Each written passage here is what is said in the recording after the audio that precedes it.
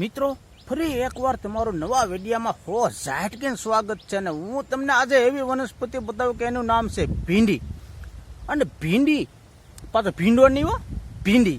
અને એ ભીંડી જો હું તમને દેખાડું એ આ ભીંડી. અને આ ભીંડી છે ને મિત્રો કે આ ભીંડી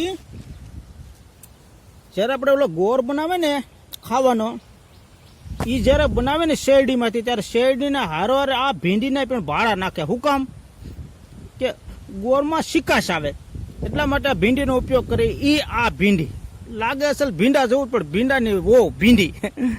જો આનું શાક ન બને, લારું વારું હોય એકદમ ને શિકાશ.